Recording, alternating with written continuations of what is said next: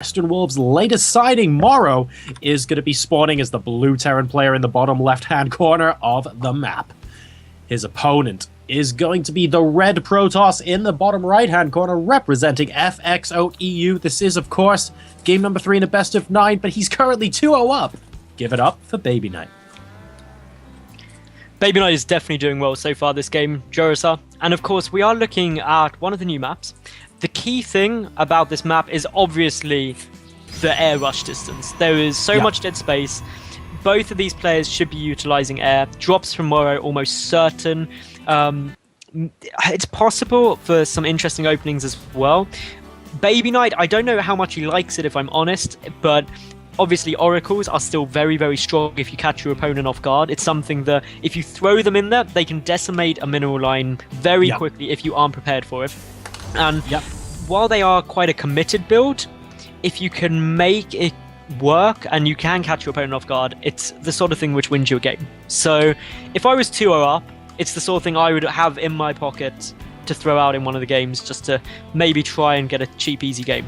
Well, we've seen White Ra, of course, in show matches use that to such devastating effect time after time. So I'm sure BabyKnight is completely aware of this kind of play. But at the same time, though, I think it's worth noting that he's 2-0 up in games where he hasn't done something like that so far. He might not feel the need, to be honest, to do something like that. Perhaps if Morrow comes out with some really cool timing where he takes a game off of BabyKnight, we could see him go for something funky like that. But as it currently stands, even though it's a possibility, I don't see BabyKnight doing something like that this game.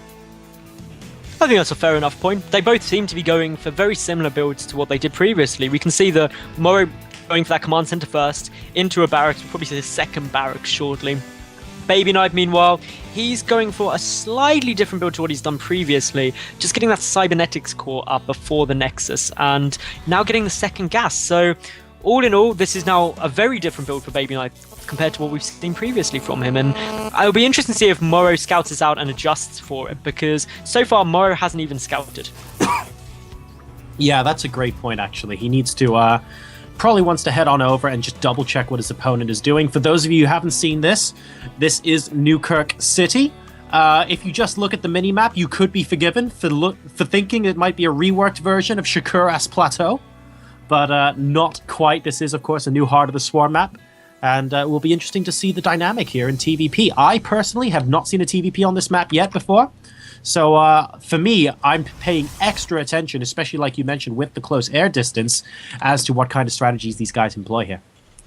I think it'll be interesting. I mean, the one thing that really Morrow needs to identify is how late this Nexus is. And he does have the SCV on its way over now, which will come in. And this is really a quite critical point for Morrow, especially if he gets up in and sees that this Twilight Council is coming down. The SCV does get shut down, so that's good news for BabyKnight at the moment. All Morrow can really deduce from this at the moment is my opponent is going for a one-base play. But there are so many one-base plays potentially available. Morrow very well may go for a scan just to find out what do I need to defend against. And I think, I don't know about you, but I always prefer that more cautious attitude to make sure that I definitely know what could be coming at me. Yeah, like we mentioned, for example, in the undercard match, I'm not the biggest fan of scanning twice when you, for example, against a 2-base Zerg, or a 2-base Protoss, or anyone for that matter, when I feel I can get away with a single scan into the main and sending a unit into the natural. I think that's a lot more cost effective.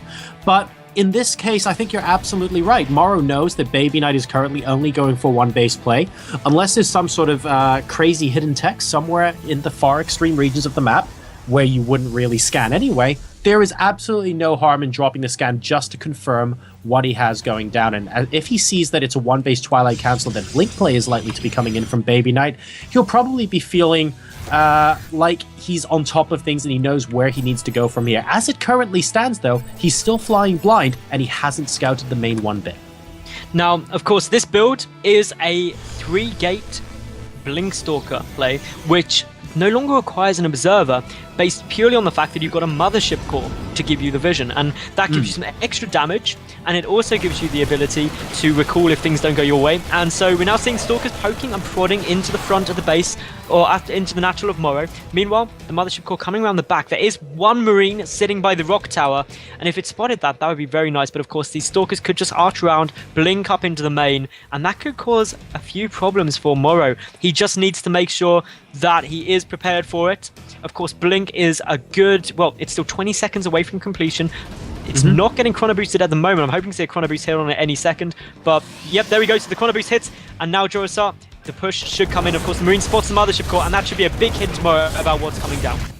Yeah, the Mothership Core taking out that Marine, but that Marine has definitely served his purpose. Morrow can now see exactly what is going on. The Stalkers getting into position, blinking up onto the high ground, courtesy of that Mothership Core. And we have the Time Warp on the rev, trying to stop the units from stutter stepping in, doing a fairly good job of that so far. And it looks like the Marines are getting picked apart. The Marauders also getting taken out here. And the number of Stalkers is too great. BabyKnight goes 3-0.